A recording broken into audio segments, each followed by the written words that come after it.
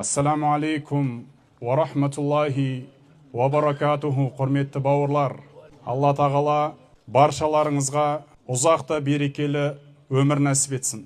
Мына заман біздің заман. Біз қазір осы заманда өмір сүріп жатырмыз. Бұрынғы заман ата-бабаларымыздың заманы еді. Ол кісілер өтті. Алла тағала өзінің рахмына алсын. Бізден кейін көріп отырған араларыңызда бүлдіршін балалар жүгіріп жүр. Міне, бұлардың заманы бізден кейінгі заман. Бірақ қазіргі уақытта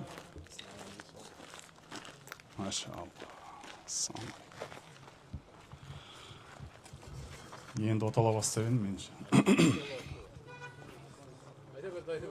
Қазіргі заманда, құрметті бауырлар, осындай мүмкіншілік беріліп тұр бізге. Таңертең түнде ұйықтап, күндіз ояну, қалағанша ішіп жеу, осы дүниеде асыр салып жүру деген бұл Құдайдың беріп тұрған үлкен мүмкіншілігі. Өмір сүруге деген мүмкіншілік бар бізде, Аллаға шүкір. Түнде ұйықтаған кезде Аллахума бисмика амуту ва ахия. Алла, сенің есіміңмен ұйықтаймын, ұйқы кіші өлім дейді. Және де сенің есіміңмен Алла қаласа таңертең оянамын деп мұсылман адам ұйықтайды негізі. Осы ұйқыдан кейін Құдай қаласа ояну нәсіп болған болса, мына дұғаны айтып оянады. Альхамдулиллахиллади ахяна ба'дама аматана ва илайхин нушур. Алла тағалам, сенің есіміңмен ұйықтадық, кіші өлімге аттандық. Оянар оянбауымыз бір сұрақ әлі. Бірақ дүниеге Алла тағала қайтадан деммен қайтарған кезде, осы дүниеге қайтадан тірілткеніңе өзіңе мақтаулар айтамыз. Және де түптің түбінде өзіңе қарай бара жатырмыз, қайтадан ораламыз деп дұғамен оянуымыз керек қой біз. Міне бүгінгі түн, бүгінгі күн, бұл беріліп тұрған бір Алланың ғанимет мүмкіншілігі. Бұндай мүмкіншілік бір адамдарда бар, кей адамдарда бұл мүмкіншілік жоқ. Осы мүмкіншіліктің ішінде және бір мүмкіншілік беріп отыр Алла тағала. Мен өзімнен бастап айтайын, мен Семейден түстім жаңа. Сонау Семейден бір үлкен ниетті көтеріп келдім менде. Осы бауырлар маған хабарласқан кезде не жейін деп сұрадым. Бұның атауы қандай дедім. Жетім көрсең жебей жүр деген. Жетімнің басын сипа, жетімге қамқор бола көр деген тақырыпта үлкен бір 25 жетім балаға баспана соққанбыз. Соның бір кішігірім ғана шашпауын көтеріп жіберу керек болып тұр деді. Менің қолымда үлкен дүние жоқ адам мен өзі. Жас жігітпіз біз. Енді өмір бастап жатыр мен Алланың қалауымен. Бірақ менің бір қолымда қаруым бар. Мандалла ала хайрин фалаху ажру мисли фаилихи дейді пайғамбарымыз. Кімде-кім бір жақсылыққа нұсқап жіберсе, сол жақсылықты мына жасаса ана кісілердің барлығы, солардың сауабының барлығын мына нұсқап жіберген адам ала береді дейді. Мен сол нұсқап жіберуге келіп тұрмын да қазір. Бір нұсқап жіберейін. Жасай ма, жасамай ма, мен білмеймін оны. Ол Алланың ісі ғой. Жүректерді ашушы Аллада, жүректерді жібітуші, жүректерге тауфиқ беруші, мүмкіншілік беруші Алла да. Сіз ойлайсыз ба, мына салынған дүниені періштелер салып кетті деп? Мына дүниені адамдар салған. Мына айналаңыздағы отырған 25 үйді адамдар салып сауабын алып қойған. Енді сол сауаптан кішкене ғана бір тамшыдай қалып тұр екен да. Сол тамшыдай сауапқа енді үлес кімнен үлес бар, сол үлесті алады осы жерден қазір. Мен соны ойлап отырмын да, Алла тағала бүгін оянуға мүмкіншілік беріп өмір берді. Кешке дейін жеттік, кешкі азығымызды жедік жаңа. Енді ары қарайға тағы бір мүмкіншіліктің ішінде тағы бір мүмкіншілік беріп тұр да. Сауапқа бір саусағымыздың ұшын тиіп кетуін нәсіп етсінші деп сұрап тұрмын да өзім. Құрметті бауырлар, арттарыңыздағы жазуды көріп тұрсыздар ғой. Жетім деген тақырып бұл. Бұл өте өзекті тақырып қой негізі жігіттер. Жетімін жылатпаған, жесірін далаға қаңғытпаған қазақтың батырларымыз ғой біз. Енді сол жетім деген сөз көп айтылады. Бірақ көбі сол жетімнің мән мағынасын біле бермейді. Жетім деген кім шариғатта? Ат-тифлуллади мата абуху қабла булуғихи дейді. Бір бала балиғат жасына толмай әкесінен айырылып қалса, сол баланың аты кім болады екен? Жетім болады екен. Кімнен айырылып қалса?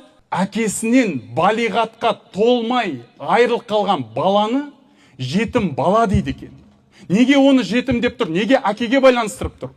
Өйткені оның тамағын берген, оны киіндірген, оны баққан, қаққан, жеткізіп отырған әке еді. Сол қамқоршыдан айырылып отыр бұл бала.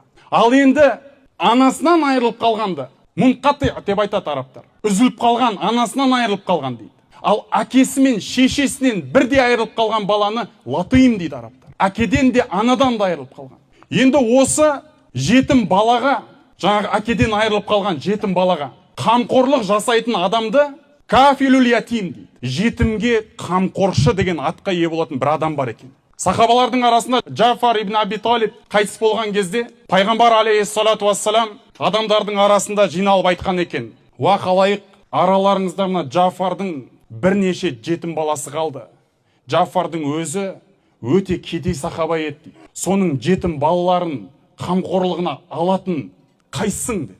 Сол кезде үш сахаба бірінен кейін бірі қолын көтерді. "Я Расулалла, мен алайын ана балаларды" деді. Екіншісі айтты: "Жоқ, я Расулалла, маған бере қойыңызшы" деді. Үшіншісі айтты: "Я Расулалла, мен алайыншы" деді. "Мән ятакаффал бизурриятихи" деді. "Қайсың мына кішкентай жас балаларды өзіңнің қамқорлықтарыңа алып аласыңдар" деп еді. Сахабалардың арасында үшеуі жаңағы мен деп шыққандар. Ана рауи айтады астында: "Инна кулла вахидин минхум кана афқару мин ахихи" дейді. Ана Джафардың өзі өте кедей, тұл кедей сахаба еді. Бірақ мына жаңағы қол көтеріп мен деп тұрған үшеуі Джафардан екі есе кедейлер еді. Бірақ мен алайыншы, мен бағайыншы деп тұрды ана жетімдерді. Сұрайды ғой кейін мына үшеуінен: "Сендерге не болды? Сендер үшеуің тұл кедейсіңдер ғой. Сендердің өздеріңнің бала шағаларының аузына нан жетпей отыр ғой. Сендер өздерің жыртықтарыңды жамай алмай отырған кедейсіңдер ғой. Сендер не үшін соншалықты үлкен жүкті арқалап алдыңдар арқаларыңа" деген ғой. Сол кезде жаңағы үшеу айтады дейді ғой: "Біз екеудің біреу болғымыз келді ғой" деп айтады. "Екеудің біреу болғымыз келді ғой" деп айтады. Ол кім? Пайғамбар алейхиссалату вассалам: "Ана ва кафилул ятим фил жанна кахатайни."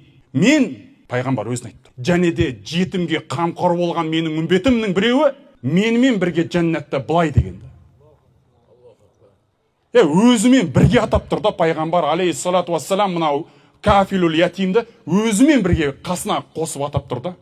Және де фил жанна дейді, жәннатта дейді, міндетті түрде жәннатта дейді. Былай дейді ғой: "Мен осы екеудің біреуі болғым келді, маған қызық емес еді" дейді менің жағдайым. Әйтеуір албасам болды аналар қамқорлығыма, ары қарай бір нәрсе істеп бағам ғой деген сияқты да.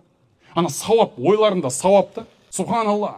Жетімнің басын сипау, жетімді бағу, қағу деген бұл жігіттер әрқайсымызға нәсіп етсін негізі. Үлкен сауап қой негізі. Түсінген адам өздеріңіз жандарыңызда сезіп тұрған шығар оны. Оны мұсылманшылық, дінмен байланыстырудың қажеті жоқ. Адамдылықпен, адамгершілікпен байланыстырғанның өзінде жетімге қамқорлық көрсетіп кеудеңе басу, бұл өзі адамның өзі табиғаты соған шақырып тұрады өзі. Қазір біз енді жамағаттармен жұмыс жасағаннан кейін жамағаттар мынандай сұрақпен көп шығады бізге: "Ұстаз, жүрегіміз қатайып кетті. Бір көзден жас ақпай жүр. Бір намаздарымызда сезім жоқ" дейді. "Әйтеуір бір физарядка сияқты өтіп кетіп жатыр" дейді да. "Уа ақимис салата ли зикри." Мені еске алу үшін намазға тұрыңдар деп еді ғой Алла. Солай жасай алмай жатырмыз. Алла тағаланы көріп тұрғандай, Алла бізді көріп тұрғандай сезіммен ихсан деңгейінде болыңдар деп еді ғой. Бірақ жүрегіміз ондайға бармай жатыр. Жүрегіміз тас болып қалды ма деп қорқамыз дейді. Тас болып кеткен жүректі не жібітеді деп сұрайды. Тура сіздің қойған сұрағыңызды сахабалар пайғамбарымызға қойған екен. "Я Расулалла, жүректеріміз тас болып кетті. Жібітетін жолы бар ма?" деген. Сол кезде пайғамбар алейхиссалату вассаламның мына ұлы сөзі бар: "Атаймул мискин." Қарны аштарды тойғызып қой. "Уамсах расил ятим." Жетімнің басын сипа, жүрегің жібейді деген. Тас болып кеткен жүрегің жылай бастайды деген. Шын ғой, көргенсіздер ғой, сіздер араларыңызда жасағандарыңыз бар, мен білем.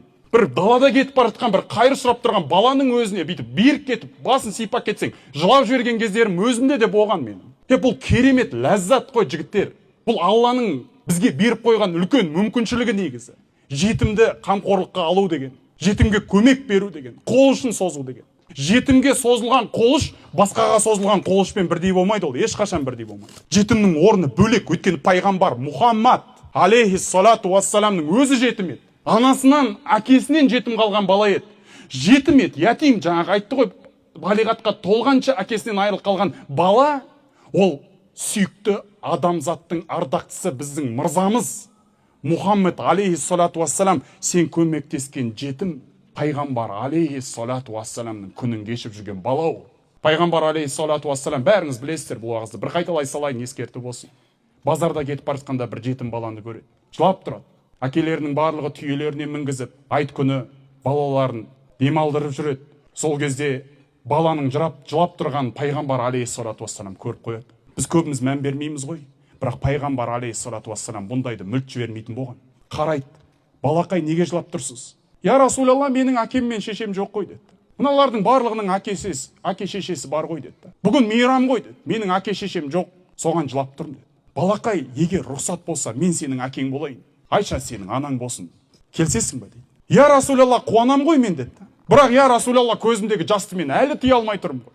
Неге? Аналардың түйесі бар, сен менің әкемсің, бірақ түйең жоқ қой дейді. Сен риза болсаң, мен өзім саған түйе болайыншы. Пайғамбар саған түйе болса, риза боласың ба деді. 4 тағанға тұрды ғой пайғамбар. Бала жүгіріп кеп үстіне шығып секіріп алды да. Я Расулалла, менің көзімнің жасы тоқтамай тұр деді. Сені не қобалжытып тұр деді. Я Расулалла, мыналардың түйесінің жүгені бар ғой деді. Сенің жүгенің қайда деді. Мен тартып ойнағым кеп тұр деді. Сәлдесін шешті деп пайғамбар алейхиссалату вассалам аузына қыстырып берді ана балаға. Бала тартып пайғамбар алейхиссалату вассаламның ауыздарын жырып қойды. Пайғамбар алейхиссалату вассалам ештеңе деген жоқ. Бірақ кейін біткеннен сахабаларына қарап айтты. Кімде-кім жетімді қуантса, ертең менімен бірге былай болады деді. Субханалла. Міне үлкен мейірім да бұл, Алланың мейірімі. Екінің біріне бере бермейді жігіттер. Мен сол үшін ғой мен шүкіршілік айтып отырғам. Сол да келіп мына жерде осы ортада боқ қалғаныма мен де шүкіршілік етіп келіп отырмын. Шынымды айтайын. Кеше жаңа үйден шыққан кезде семейден айнаға бір қарап алдым дәреталардың алдында. Ниетімді бір түзеп алдым да. Не үшін кетіп бара жатсың деген сияқты. Әркімге өзінікі, жігіттер. Әркім өзінің орнында бұл өмірде. Менің ақшам жоқ, бір қатты бай адам емеспін. Әйтпесе бар ғой, мен де көтеріп жүруші едім, Құдай біледі. Бірақ каждому свое дейді ғой орысша айтқанда. Мен өзімнің жолым осы енді.